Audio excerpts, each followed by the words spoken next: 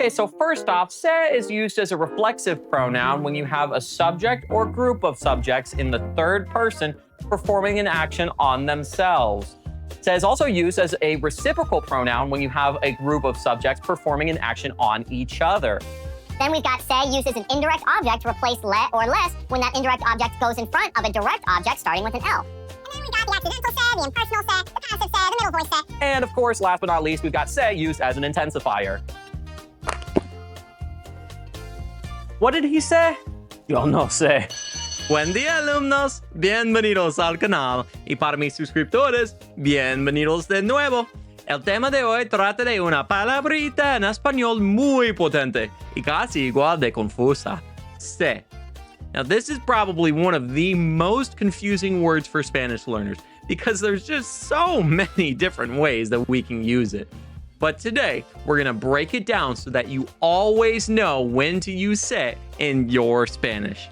Get comfy. This is going to be a long one. Now, before we can get into all the different ways to use this word, we need to get something out of the way first, and that's this word right here. Now, this word, spelled with an accent mark and spoken as a stressed syllable, is pretty different, and it only has two uses. The first is the simple present yo form for saber, to know, so it translates as I know. The second is an affirmative command to tú and vos for ser, to be. Now, there's a good chance that you're going to see these words written down at some point without the accent mark, but don't let that confuse you, okay? We've already got enough to keep us busy with se without the accent. So let's get right into it. Now, the first thing we need to discuss is pronominal verbs. As we all know, Spanish verbs will all end with an AR, ER, or IR in their infinitive form. But pronominal verbs will always have a se attached immediately after. Oftentimes, learners tend to assume that pronominal verbs and reflexive verbs mean the same thing, but that's not exactly the case. Reflexive verbs are a type of pronominal verb, but there are others too. Technically, a reflexive verb is a type of pronominal verb where the subject performs the action onto themselves, and they fall into basically two categories: optionally reflexive and strictly reflexive. In either case, the pronoun that's used when the verb is conjugated must match the subject performing the action. Now, I've already discussed all object pronouns in my video on the imperative mood, which you can watch using the link up top.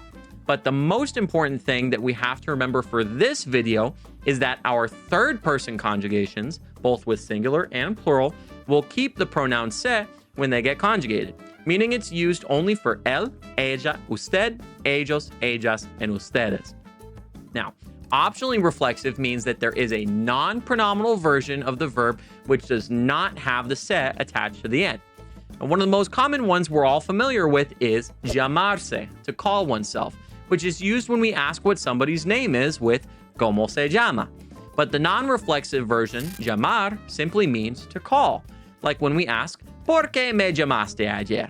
Which means, why did you call me yesterday?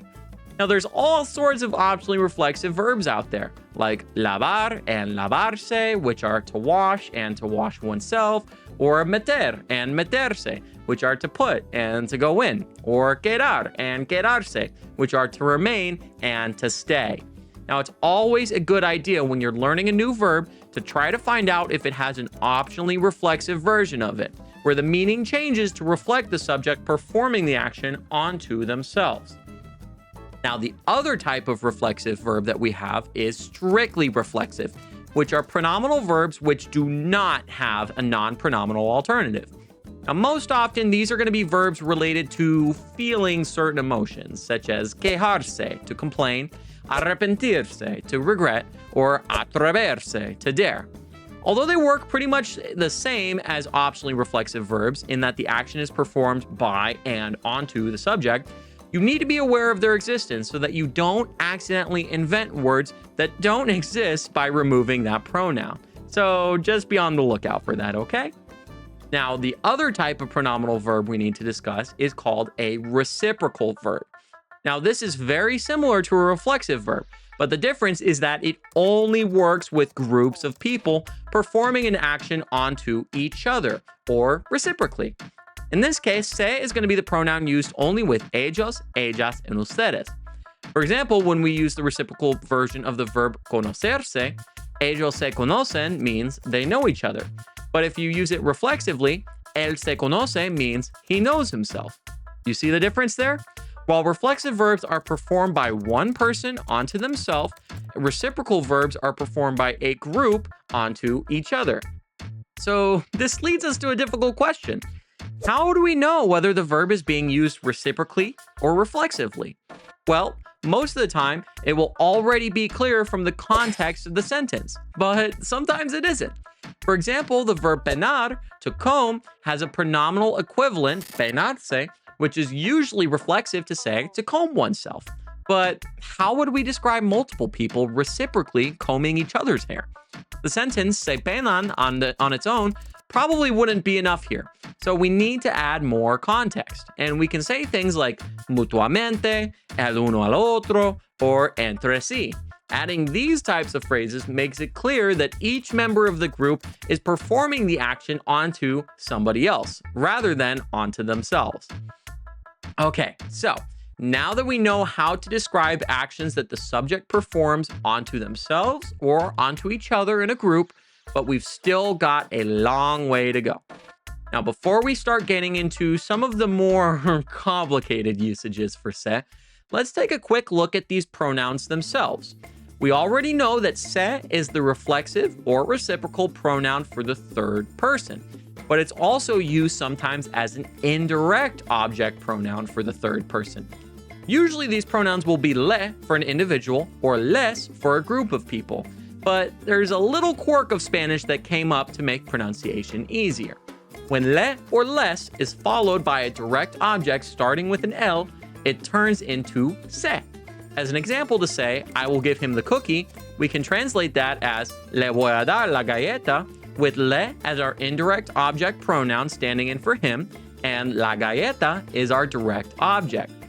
But if we already know that we're talking about the cookie, and I just want to say it, that's when we'll use the direct object pronoun la. However, because le la voy a dar sounds clunky and hard to pronounce, this le gets swapped out for se, and the correct sentence is se la voy a dar. The same goes for groups of people to say, I'll give them the books. That'd be les voy a dar los libros, but if I want to say, I'll give them to them, that will give us se los voy a dar. Now, I do a much fuller breakdown on object pronouns in my video on the imperative mood in the conjugation series. So definitely go check that out if you want all the details. But for now, we're going to go ahead and move on to some of the other usages for se, which are a bit trickier. Now, there are times in Spanish when things happen unexpectedly. And in order to say that whatever happened wasn't our fault, we use what's called the accidental se. Now, this is used when we describe something we did as though the action performed itself and affected us as the indirect object. For example, if I lost my keys, I could say perdí mis llaves to make it clear that it was an accident. I'll probably say something like se me perdieron las llaves. The perder, to lose, is the same verb in both, but the difference is that in the first example, it's done by me directly onto the keys. Whereas in the second example, it's done reflexively by the keys and affects me as the indirect object. Or let's say we're talking about somebody breaking a drinking glass. We could say, ella rompió el vaso, but if it was an accident, we'll probably say something along the lines of, a ella se le rompió el vaso. Just a quick note that a ella is optional if the person involved in the accident is already clear from the context. But sometimes we need to include it if it's not already known, or maybe we just choose to include it for extra emphasis. Okay, now another big usage for se is what's known as the impersonal se, which is used to talk about things happening in the general sense, without mentioning who specifically performs the action. Now, this is very similar to how in English we say things like one, you, people, or they to describe actions in general. One of the most common examples is when we ask how something is said in Spanish, when we say, ¿cómo se dice?, which translate as, how does one say, or how do they say? The subject performing the action is vague and ultimately irrelevant. The important thing is the action itself. Another example is when we say Spanish is spoken in Mexico, which gives us se habla español en México. Again, the focus is on the action itself, not who's performing it. Now, our next usage is called the passive se, which is very similar to the impersonal se in a lot of ways. The difference here is that the impersonal se doesn't require an object and is always conjugated in the singular form, whereas the passive se is used only with transitive verbs which take direct objects, and the object then becomes the subject of the action. So if it's plural, the conjugation needs to be plural as well. So for example, if we want to say the documents were delivered, that would translate as los documentos se entregaron. Or to say the apartments will be rented, that gives us los departamentos se alquilarán. So with the impersonal se, the focus is on the action itself. But with the passive se, the focus is on the object which is affected by the action, which is why it becomes the subject. All right, now I've got two more uses for se before we get into our practice round. The middle se is used to talk about a change in state or condition experienced by a subject.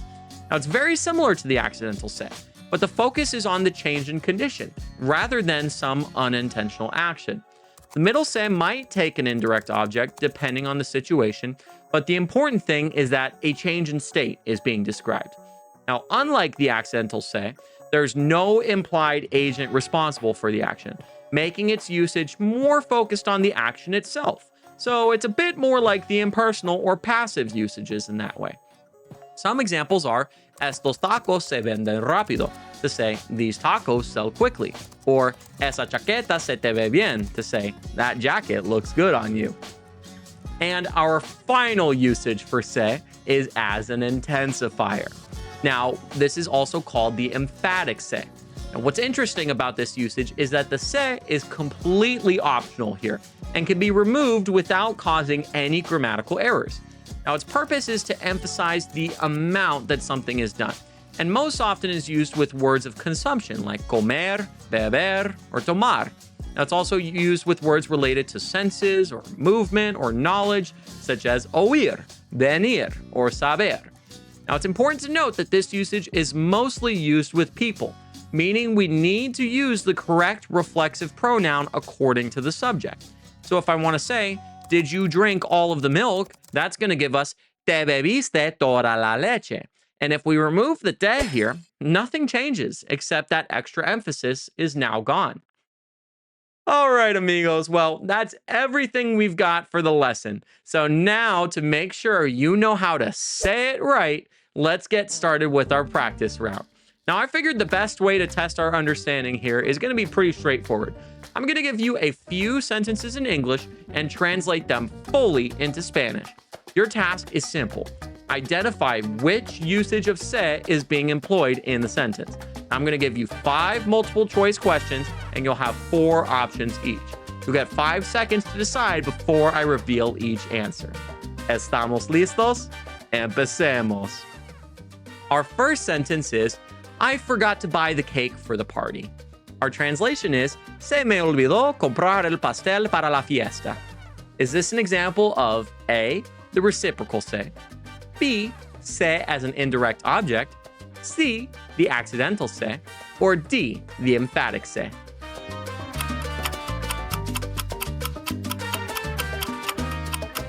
The correct answer is C, the accidental se.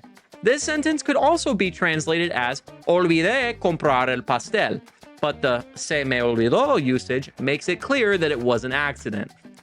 All right, now our second sentence is, the girls said hi when they saw each other. Our translation is, las chicas se saludaron al verse. Is this an example of A, the passive se, B, the impersonal se, C, the reflexive se, or D, the reciprocal se?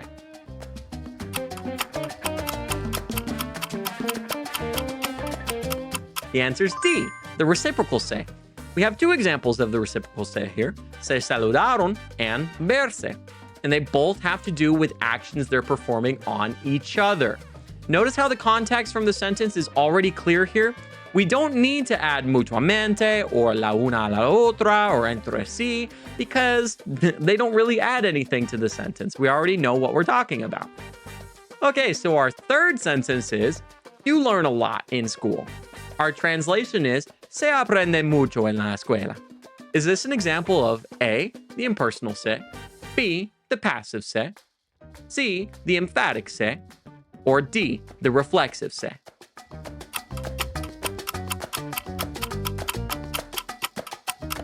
The correct answer is A, the impersonal se. The point of the sentence is about the action itself, and the you could be swapped out for one, or people, or they, or really any vague subject. It doesn't matter. All right, now let's do two more. Our fourth sentence is, this wallet is his. I'm gonna give it to him tomorrow. The translation is, esta cartera es suya. Se la voy a dar mañana.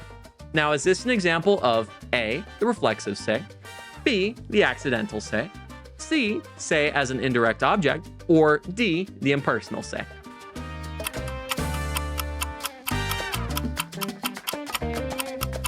If you guessed C, se as an indirect object, well done. We can't say le la voy a dar, so we have to replace that le with a se. All right, how are we doing so far? We ready for the last one? The fifth sentence is, the noodles were prepared a week ago. I wouldn't eat them if I were you. Our translation is, los fideos se prepararon hace una semana. Yo que tú no los comería. Just a quick note, that phrase, yo que tú, is a great way to say if I were you. And it's gonna be paired with the conditional to say what we would or wouldn't do. Okay, so this last sentence is an example of A, the reciprocal se, B, the passive se, C, the reflexive se, or D, the accidental se.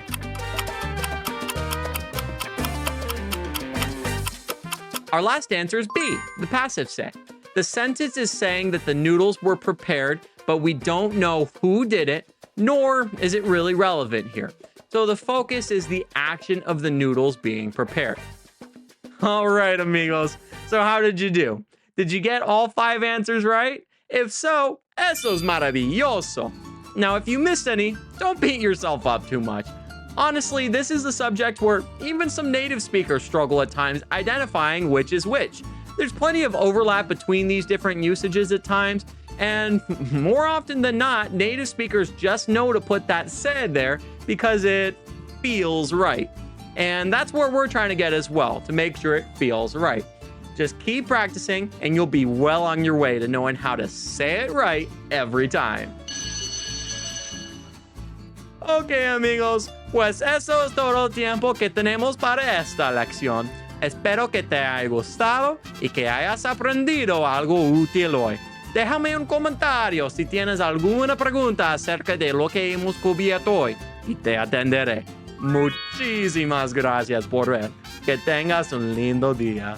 Chao.